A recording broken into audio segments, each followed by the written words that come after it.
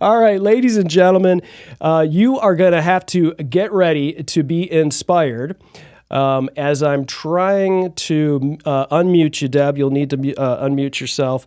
Ladies and gentlemen, get ready to get inspired as we welcome the visionary goal strategist, mastermind, and media personality behind the DEB Method, Deb Eckerling. Thanks for joining us, Deb. Uh-oh, she's still muted. And you're still muted. Uh-oh. Darn technology. Let's try unplugging the mic and plugging it back in. Let's see if that knocks us in here. Oh. No. This is the beauty. Oh, now we hear Welcome you. to Dealcasters, Deb. Okay, you can hear me? You see Yes. Yes. Good thing you didn't say any bad words. Okay, wait, gold star for each and every one of us because we managed to be live and actually communicate. So, How about that? That's tremendous. Deb, I can't wait to get into this. Is this book number 2 for you?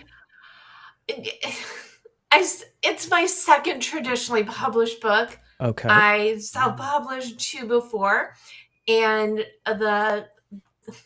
Your Goal Guide, a roadmap for setting, planning, and achieving your goals, which came out in January 2020, 6 weeks before the world got changed by circumstance. Originally, I was going to self-publish that one, and then I met an agent, and he said, Deb, what is your goal? And I said to be the first person people think of when they hear the word goal, and he said, well, send me your book proposal. Let's get it out in the world. So that's when I went from being, I love my first 2 books, I really love that to be in a position where goals are way more accessible, because we were talking about this before. You can't change the world, but you can change yourself. You can set goals and move forward on your project. So I am actually, believe it or not, the solution to all of the angst in the world. Because when you set goals and you work on things that you love, you can let that joy leak into the other parts of your life. You know what's great is that if you were to have read that, if anybody else would read that statement that you just made, they would go, wow, she really thinks a lot about herself. But coming from you and hearing it and seeing you say that, it's like, I believe you. I believe you're the key to all of this. It's true. It's like so many people, they want to change these things that they don't have any control over. And all they're doing is frustrating themselves. And so talk to us about what the DEB Method is, right? How does it differ from like other maybe goal setting techniques? Well, it is better. No, Okay. I mean, well, yes. We do know that. Well, okay.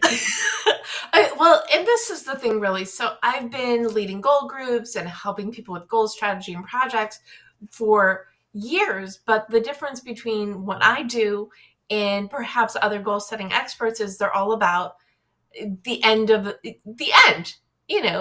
The carrot, right? I believe you can't get what you want unless you know what that is. So for me, Deb, it's all about setting the foundation for your goals. So DEB stands for determine your mission, explore your options, brainstorm your path. So determine your mission. You can't get what you want unless you know what that is. When you think about that life you want, what does that look like? Explore your option is great. You know that this is who you are and what you have to offer the world, but what does that look like? What are you going to create to put that out in the world?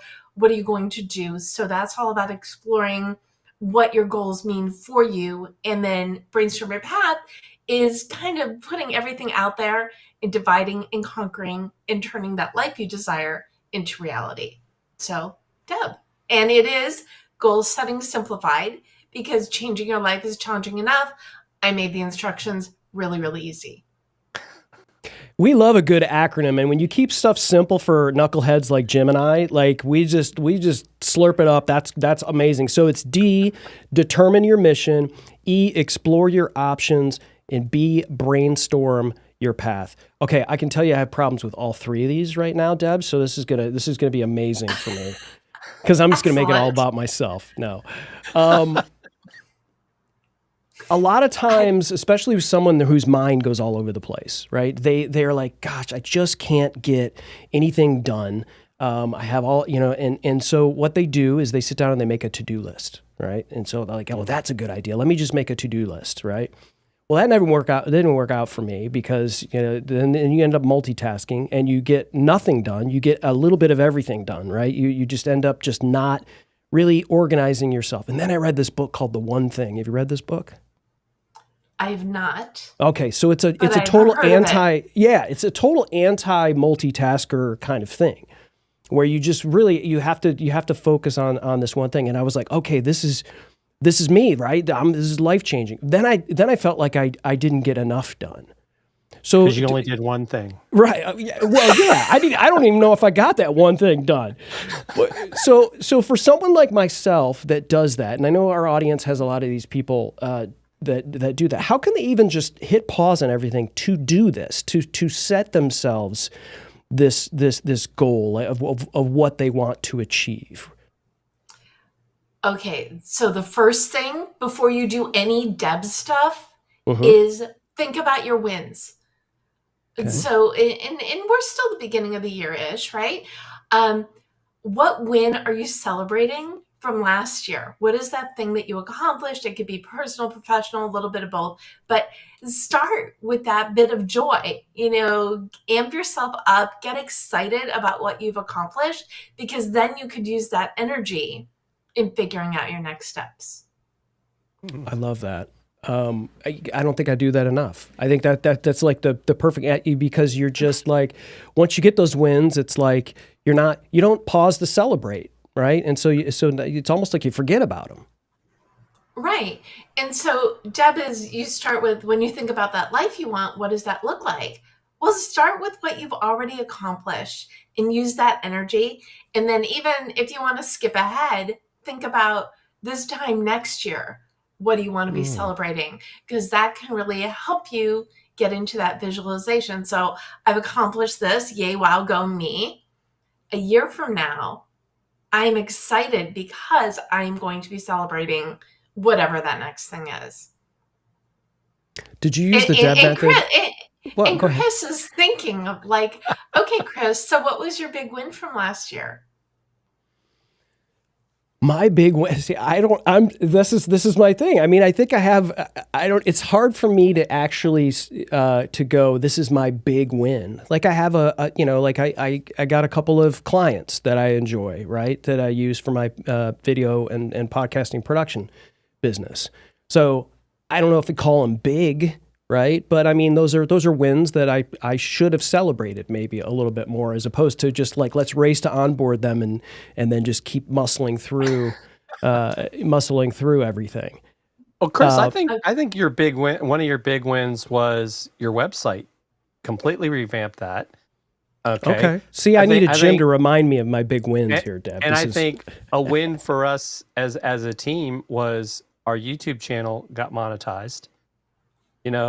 We didn't expect that, right? And I don't know, to your point, that we necessarily celebrated it much. So maybe we'll do that tomorrow. So next question, a year from now, what do you plan to be celebrating? These are not difficult questions, guys. I know. Okay. So we're almost at 2,000 subscribers. So 5,000 subscribers. I know that seems like a lot, though. I mean, I love it though. I like it, Chris. That's a good goal. Actual subscribers, not goal.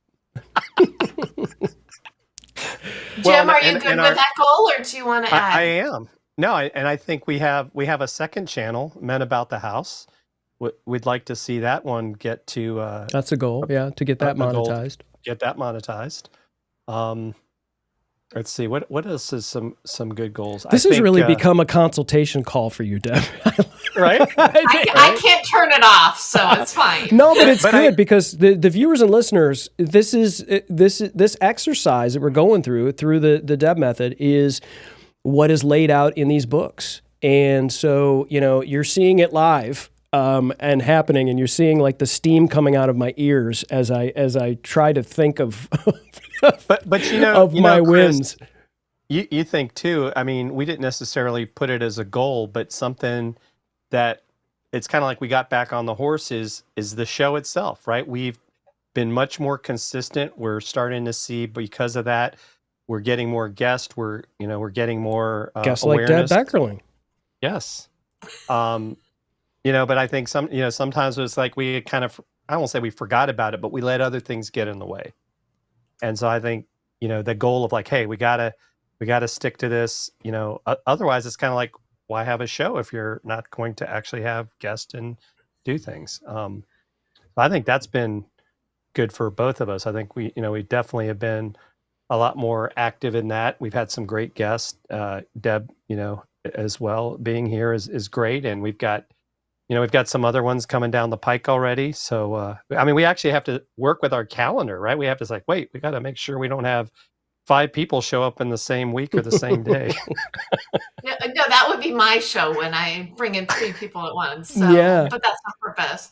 So Deb, yeah, go ahead. Yeah, I was going to say, but that's the thing. It's, and this is the thing about goals, right? Especially with things that are your passion projects or additional things that you're doing to build your business or your persona, your thought leadership, whatever. They're great and they're fun. We cannot do everything. We like to think we can, but it's important to be realistic. So when you're thinking about what you want to accomplish, you really need to look at your calendar, because if you've got a big, heavy client week, you're not going to have as much time to work on the book that you want to write or developing future podcast episodes or whatever. But the following week, maybe you've got more time. And then what you want to do is look at your calendar, schedule what you can accomplish without overwhelming yourself, and just keep moving forward. So are you a fan of time blocking? I am, but even more than time blocking, I am a fan of tracking. So you look at your calendar and say like, okay, I've got a busy week, but I think I can do like 3 half-an-hour sessions to work on whatever, right? So you put those things in your calendar, and then the trick is if you have to move them, you can move them, but you cannot delete them. And then after you've done that work time, write down what you accomplished. So at the end of the week or the month, when you're like, I'm not getting anywhere, you can go into your calendar and say, oh, I did this, this, and this. I'm doing pretty well. So it's important to block time, but it's really important to figure out what works for you, because you're going to do more of that. And that's really it leads into the new book, which is 52 Secrets for Goal Setting and Goal Getting, How to Stay Focused, Grow Your Network, and Get More Done in Less Time. And the whole premise of the book is the secret to success is there is no one secret. But what you can do is learn from others and take their different ideas out for a test drive, as it were. And it's 52 secrets, but for the book, I interviewed 60 achievers in the areas of business, tech, entertainment, food, and creative realms, asking this question: what is your secret for setting goals and or getting goals? And so the book is divided. It's in 7 chapters. Let me see if I can get them right in order. Focus, well-being, action, networking, communication, productivity, and leadership and teamwork. So I took, and like I said, it's 52 secrets, but I got too many in and I didn't have the heart. These are all people I interviewed. Most of them actually interviewed, but a few through email. And I didn't have the heart to turn anybody down. So we got bonus chapters. Everybody made the team. Everybody made the team. I am all about the participation trophy. But you only asked the all-stars, so it's all great content. It's not like I gotta let this Jim Fuse guy in here or whatever. You were just like, for the next one, it is just in my mind. It is a series. A la chicken soup for the soul, right? Yeah. Because there's secrets to everything, and everybody in the book is either someone I know, someone I've interviewed, someone I'm friends with, which actually makes them like all the above, Or some of the people said, oh, you really need to talk to so-and-so because I want to know what they do. Or in the case, so Guy Kawasaki wrote the afterword, and I went on this mission because I really wanted him for my book. And I asked somebody, Bryn Tillman, I said, okay, Bryn, who else needs to be in this book? And she said, well, Larry Levine, who actually Selling from the Heart. Yeah. Yeah, he was on Gold Chat with Jim recently. Yep. And Jim and Larry made like we know each other. And then I believe he was on your show as well, which is just because the world's tiny. But what Bryn said was, you need Larry for your book. And Larry just interviewed Guy Kawasaki. So after you interview Larry, see if he can make an intro, which he gave me the right contact. They responded within like 12 hours for me to interview Guy, and his tip ended up being the afterword for the book. So it's a lot of fun, but I love that I know everybody in the book, and they're all like friends of Deb of the giving spirit. And I was saying, okay, if you have an intro for me, they need to have two things. They need to be someone I'd be friends with, and they need to have a giving spirit. But it was also kind of redundant because those are the people that I'm friends with. Anyway, it just evolved into this wonderful project. So Mondays, I host the Gold Chat live show, which I was just talking about, where I bring in 3 people. And unless it's on purpose, they don't know each other before they get into the conversation. So this book is 60 people. Some know each other, some don't. Other people are reading the book and are like, Deb, I didn't realize you knew this person too. So that part is fun as well. But the idea is, okay, this worked for me, and here's an example, or here's a bit of instruction. And it's like choose your own adventure. What advice do I need? Is it for this particular category? Or just go through the contents and be like, ooh, this sounds like something I need to know right now. And then read it, take it for a spin, and see if it works for you. And Deb, you came up with a name for that stack of books behind you. We gotta share that with everyone. Oh, the Tower of Deb. Yes, Tower of Deb. The Tower of Deb. That's awesome. Because why not name everything after me? Absolutely. If I'm doing a webinar, it's a well, Jebinar. you are a media personality, so that's that you need things like Towers of Deb. That's. Yes. I love the concept for the book, Deb, and it's not. I think it's one thing to write a book and just sit down and do that. It's something that, sure, call it a goal of mine maybe at some point. But there's been a number of people that have created these compilation books or whatever, and really it's kind of feels different. Yeah, I'm getting there. It kind of feels all over the place. This sounds to me like this is incredibly tactical, where it's like I'm struggling with this in particular, and they can go right to it. They can go right to particular chapters that address these types of things. So it feels like it's not just you can read it cover to cover, but it's like earmark this because I've got this issue, and then let's come back to this. Is that how it's intended to do? Almost like it's a reference book for people? Okay. Yes. And one of the people who gave me an early endorsement said, you could read this book. You could pick up the book and put it down, but I couldn't put it down. I kept wanting to read one more tip, learn one more thing. So I love that. I think the intention of the book really is the premise. There's no secret to success.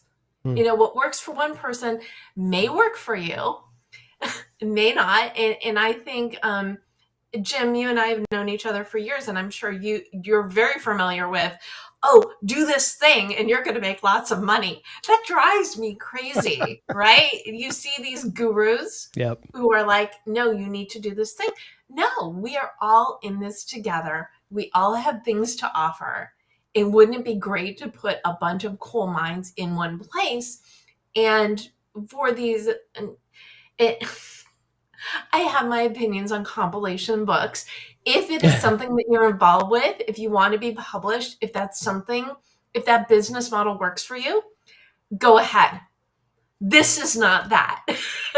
This was very targeted. And one of the other things is the live show really came as a result of your goal guide, and then it evolved into this book. So your goal guide came out in January 2020, as I said, 6 weeks before the world imploded. Oh, and then this one comes out in January 2025, when we're probably the most angsty that we've ever been. Is that a nice way to put it? Where everybody's facing challenges. So great. No, I'm not going to stop writing books just because things happen when my books come out. Anyway, my point being, your goal guide came out. I was doing a book tour, a lot of events, and then bam, everything shut down. And my publisher Mango said, do you want to start a live show? Based on, at the time, I'd been doing the Gold Chat Twitter chat for a few years. It has since been sunsetted, but every Sunday night, I would go on Twitter and check in with people, and then we would do a chat about the topic of the week. And my publisher said, have you thought about doing a live show? And actually, I had, so it was a really easy yes. And Gold Chat started out, the first 2 episodes were just me talking. They went like 10 or 15 minutes. It was not a good podcast model for me. And so I started doing interviews. And then the end of 2020, I'm like, okay, great. I want to do like a holiday party. But how do you do a holiday party when you can't leave the house? You bring together people who don't know each other. That's right. So that's when I started playing with the panel format. And I loved it so much. I kept, every few episodes, I would do a panel. And then by spring, that was my show. And again, it was bringing people together who, unless it was on purpose, did not know each other to chime in on the topic of the week. So every Monday at 4, I go live on Facebook, LinkedIn, and YouTube. And it's, like I said, it's so much fun. Not just for me, obviously, because I like talking, but the people in the conversations. And for January and February, all the panels are all people who are featured in the book. And some of them I did bring together. I will do recurring panels if one is really like they have so much more to say together. I will do a repeat. And I've been doing this. I do a December New Year's because I do. Because of course you do. Everything. Yeah. Of course I do. You can. So I start the new year twice. I start in December and then the traditional way. And I always do say, for me, goals is year round. I only talk about goals in January because it would be really odd if I didn't, because everybody else is doing it, right? Right, right. Okay. Anyway, so even the panel I did yesterday, which was on well-being. And in it, I had Heather Ecker, who is an artist and a synthesist, a color expert, Elaine Hall, who's an activist and founder of the Miracle Project, which is based in LA, but it is she's a advocate for neurodivergent individuals. She started this theater program. It's amazing. I could tangent about that for 20 minutes. I will not.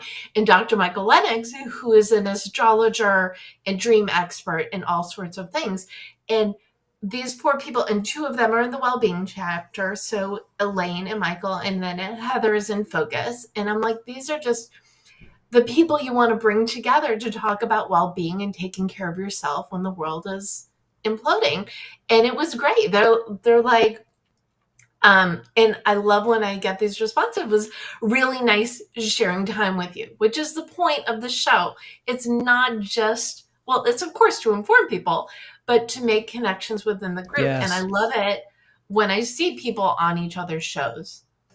It's such an underrated part of doing a show, of doing a podcast, is the networking aspect of it. And people don't talk about how much fun it is or can be. Right? If you want to do a boring show, then just get in line with all these other people. But if you want to do a fun show like Deb's show, or this one, I would hope is fun.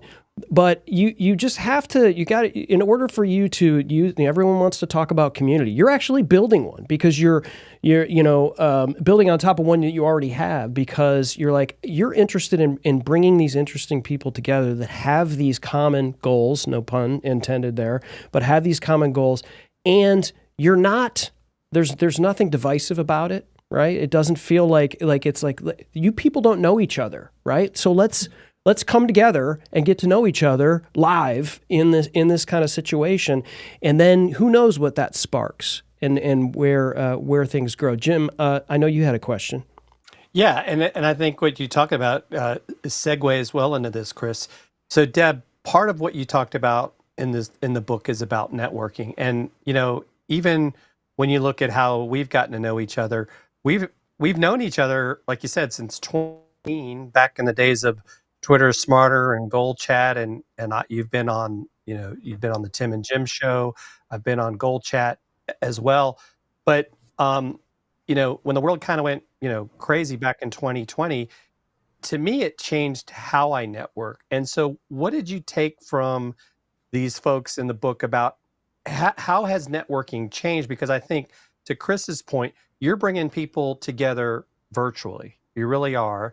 And, you're on the opposite coast from us. We're on the East Coast, you're on the West Coast, but yet we still are able to connect. And I think Chris and I both sometimes talk about, like, it's a struggle to go out and network, because you feel like, am I really, and I mean in-person networking, because sometimes it's like, how much effort do I have to go, or am I in the wrong room for that matter?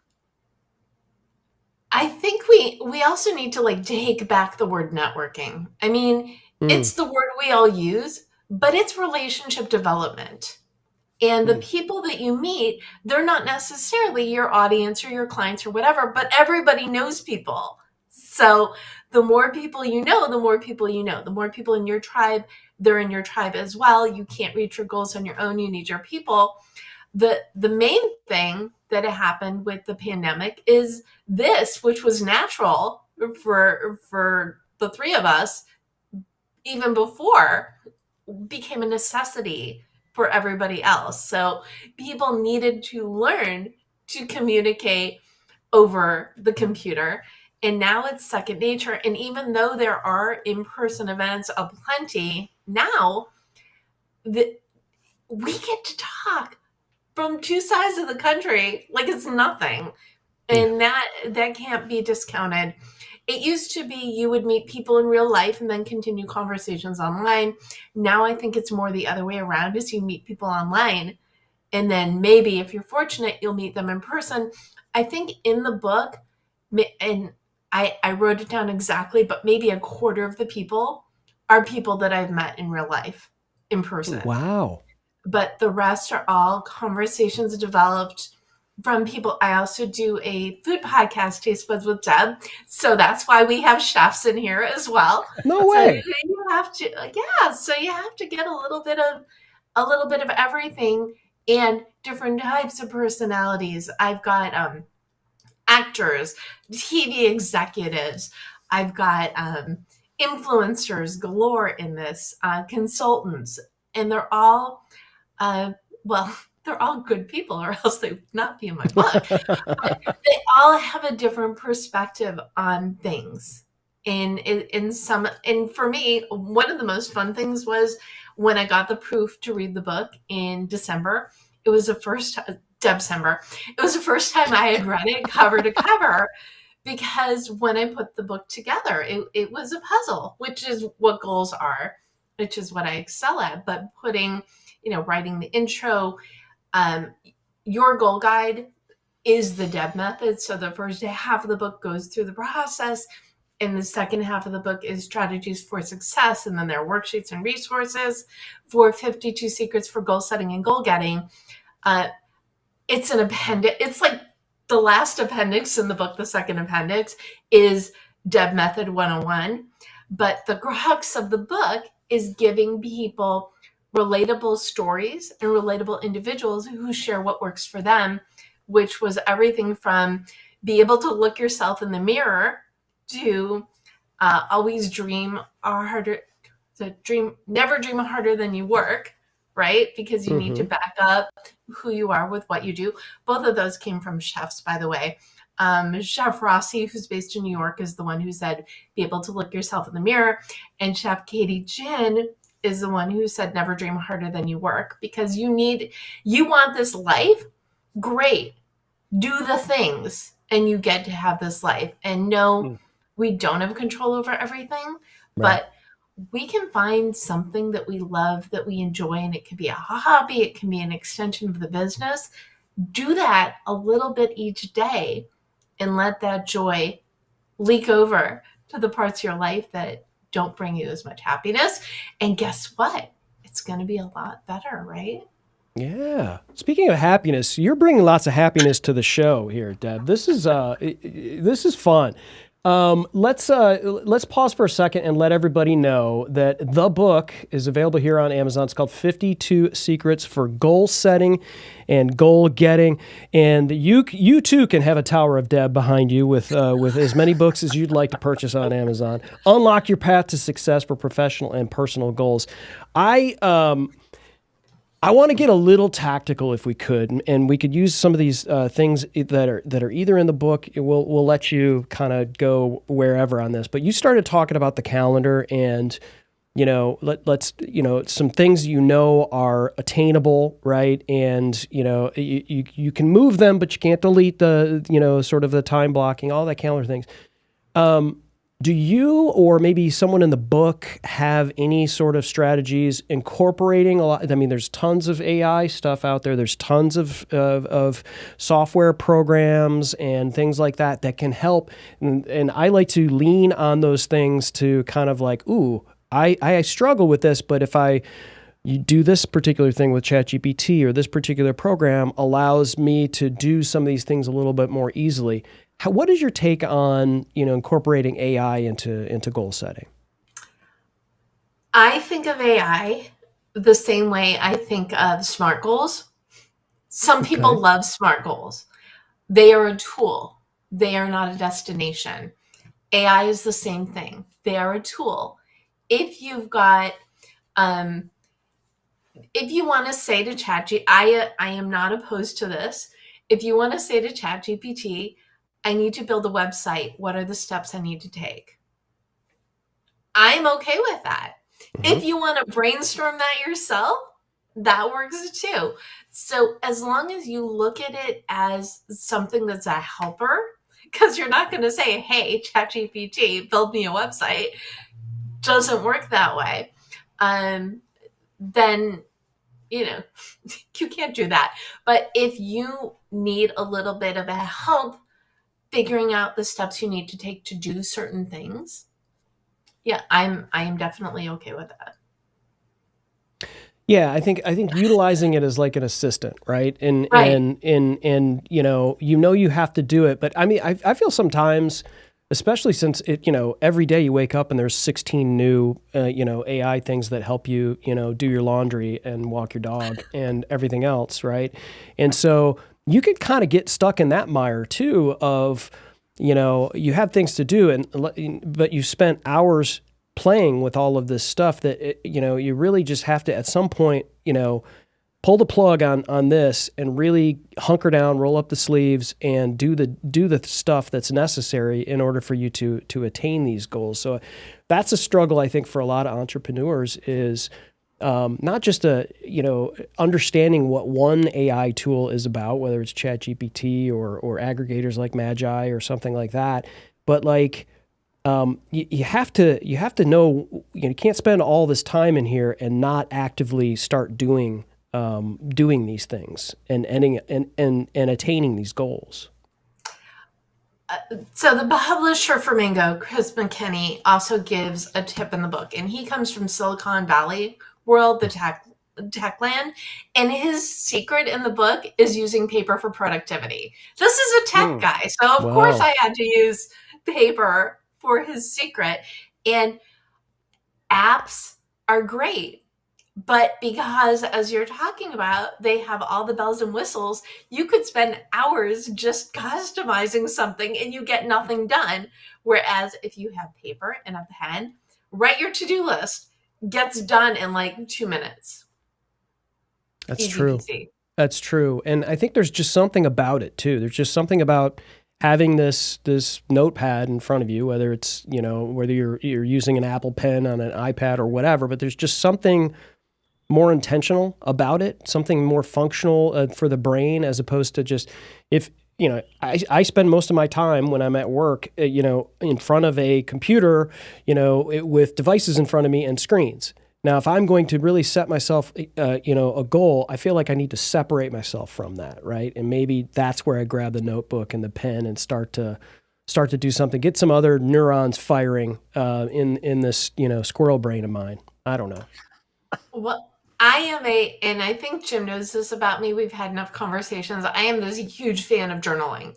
And journaling and brainstorming, it's all over your goal guide. I mentioned before, there are a lot of exercises, and the purpose is to get you to pause for a second, really think about who you are, what you want to create.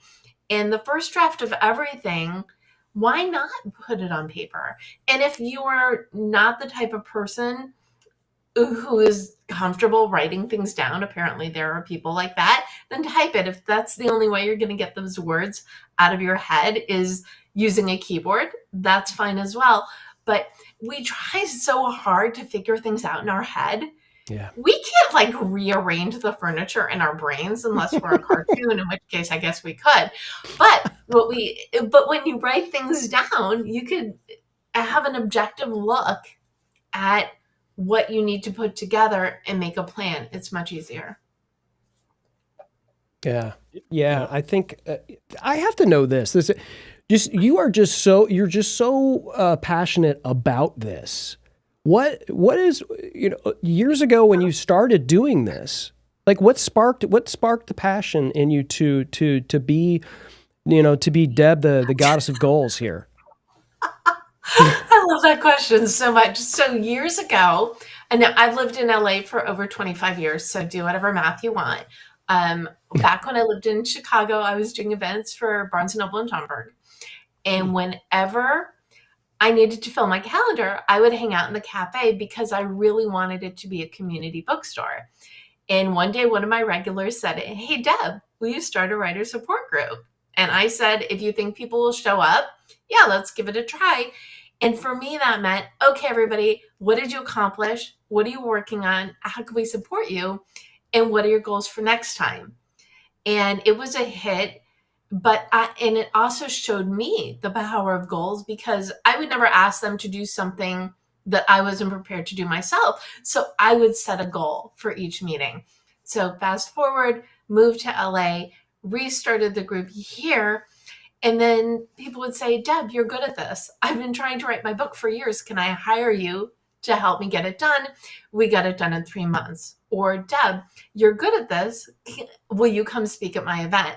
So that was really how it evolved from this fun group into something I did. And my business background is communications and project management. So everything's kind of in alignment there. And then so I've been leading workshops and, being on my little goal soapbox for a while. And then in 2018, my main communications client was going away. And to me, that felt like an opportunity. And my mom said to me, "You hate SMART goals. Why don't you create Deb goals?" And it turned out that my name worked the same, was perfect for the system that I had been teaching. And so that is how I became me. Oh, wow. Thank you for that. Yeah. And because I had to pause there and been like, you are just like smoking. I mean, I was like, because typically it's like, you've done hundreds and hundreds and hundreds of podcasts and talked about this, and you are just as excited as if this was the first time. And it's, and that just shines through. I thought that was awesome. And I think something you touched there on that I'd love to kind of get your insight on is, when it comes to goals, accountability is huge. Like when you're Jim and I work together on this thing, right? And we set goals together, right? But there's masterminds and there's other people on your team or whatever. And when you're setting a goal and that the meeting's coming up, right? And Deb's gonna ask you where you're at with this. It's almost like a little like, okay, this is coming. I'm accountable for this. Can you talk a little bit about accountability? Well, and I have had clients who email me 2 minutes before our meetings with their deliverables. So yes, that is a thing.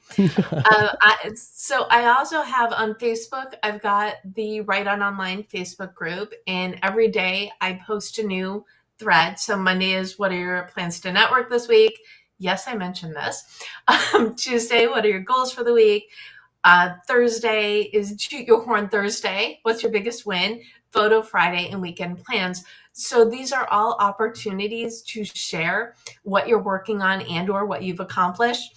I remember in the early days, so it was a group, and then Facebook made everything become a page, and then years later I did another group. But I remember at the beginning, a lot of times people would either say what their goals were or say what they accomplished, but rarely did the same person do both.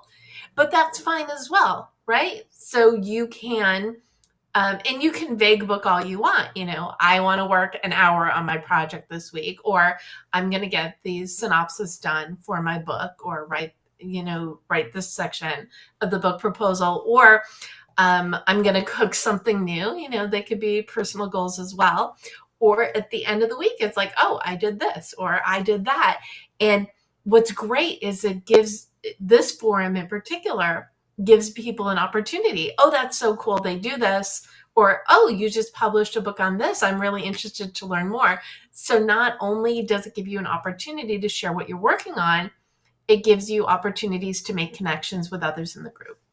I love that. And so speaking of the group, and you did this at the beginning when you were introduced, you held up some gold stars. You held up a gold star. So there's something about these gold stars in your group. Is that a motivational technique? Or what do you got? When I had that first group when I was at the bookstore, one day someone said, "Where's my gold star?" They were kidding, but I thought it was a great idea. So I brought these packets of stars, and I think you can buy all gold stars, but the ones that I found were different colors. So you can get a gold star for accomplishing what you set out, but you could pick whatever color gold star. I know it's a color, it's not gold, but whatever. You can take whatever color star you want for effort. So when I lead workshops in person, I always start out by passing the stars around the room, because they've chosen themselves. They're being present, they're choosing their goals, they get a gold star because that is an accomplishment. And when the pandemic hit, those stars are tiny, and I found that I had these sticky notes. So prop. That's the story. Wow.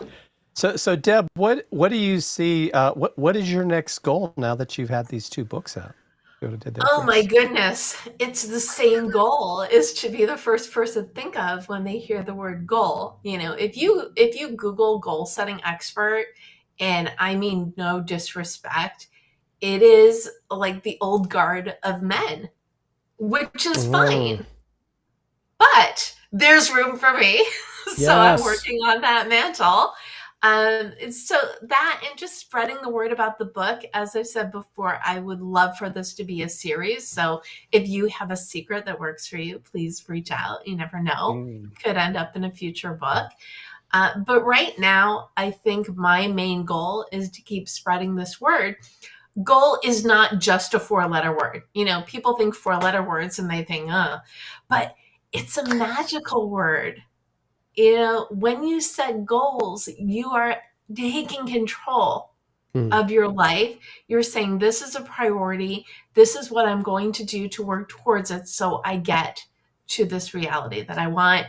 And why shouldn't we all live this life we desire? Yeah. We've got the control. I mean, we can sit and doom scroll. We could be depressed about what's going on around us. And, it's okay. I also have this thing, the 2-minute rule. So I'm a big fan of 2-minute dance breaks. If you're going through a rough day, you get 2 minutes and you could freak out, and then, dance break, and then you're back to normal, whatever configuration of it is, right? Sometimes the 2-minute time blocking gives you a lot of power.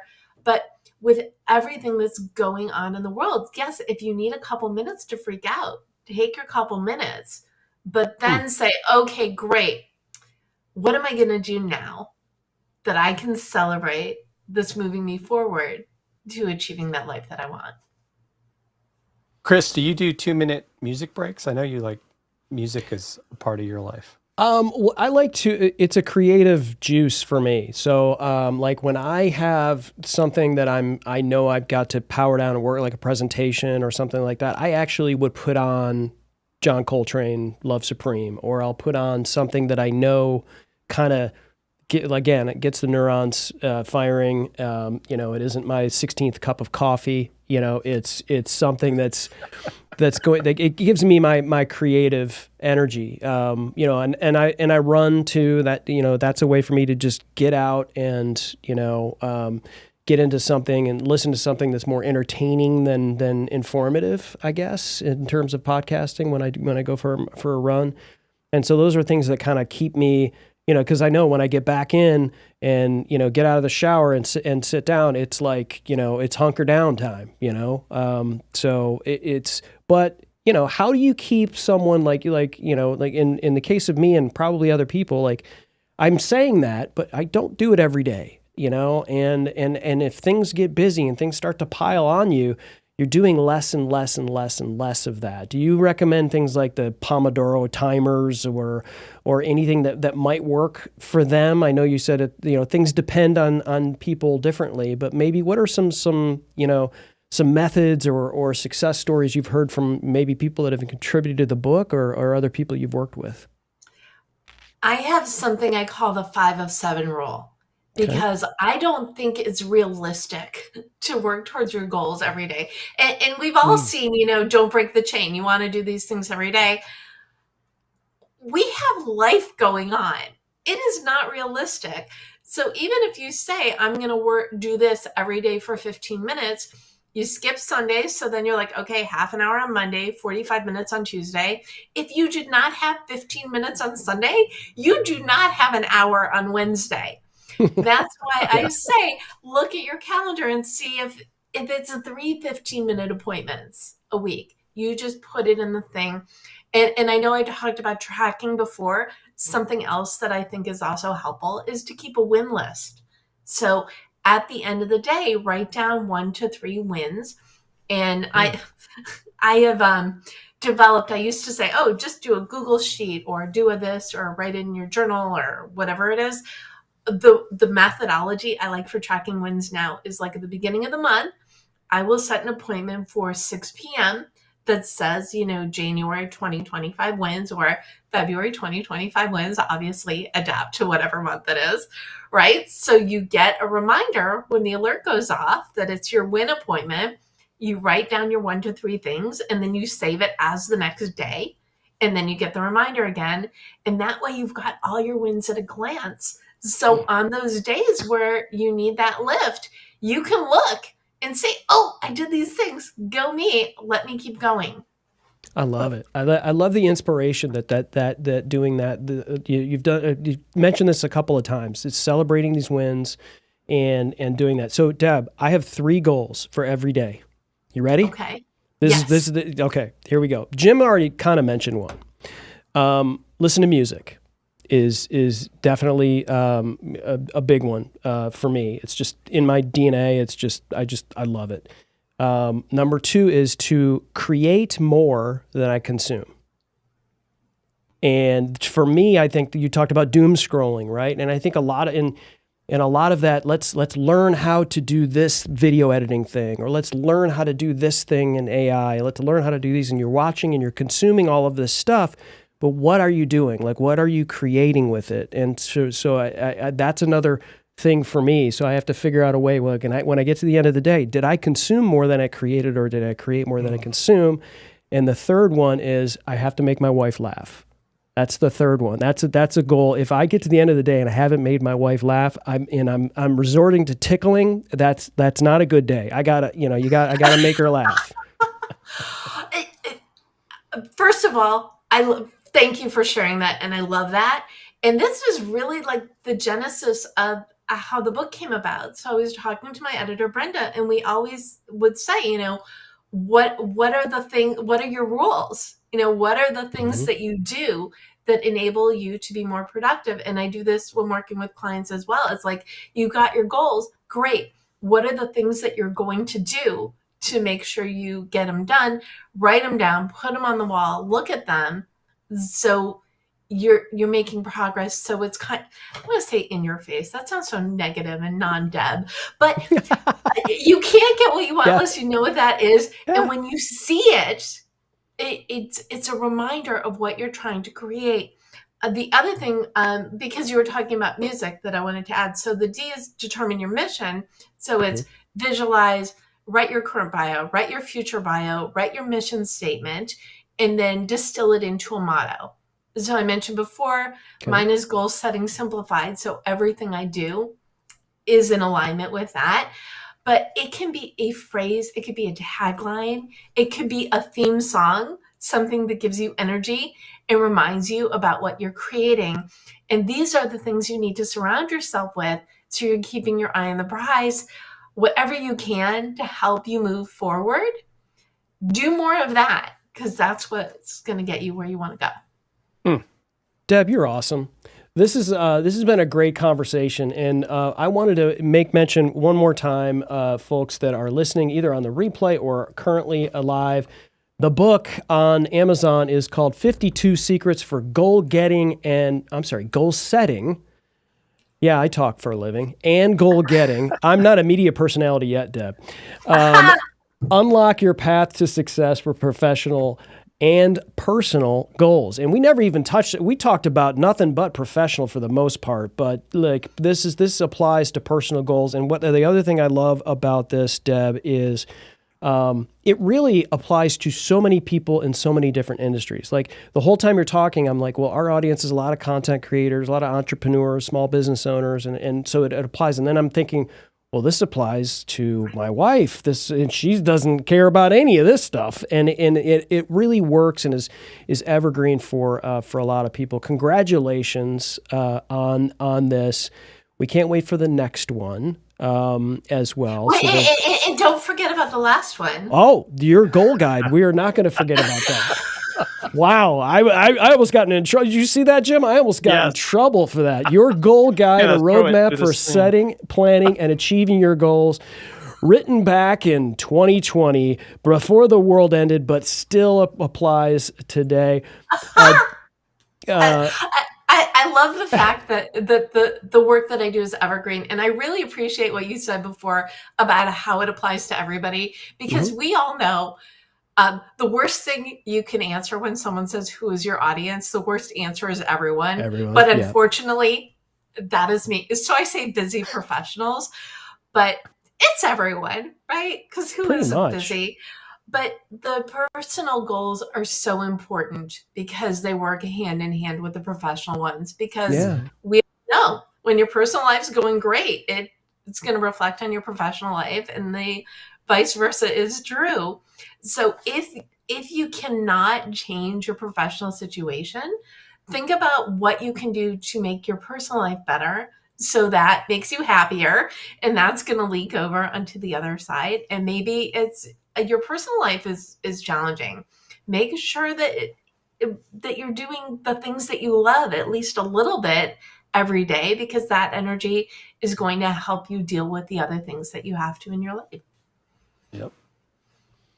Wow. Awesome. Great stuff. Deb, thank you so much for joining. Our show got better today because of you, and we do appreciate that. And I hope you sell a gazillion books, and Thank you. And just great stuff. You are a joy, and this has been a fantastic conversation, and I hope we have many more. Anyway, so for those of you who have not gotten the book yet, what are you waiting for? And as always, don't fear the gear.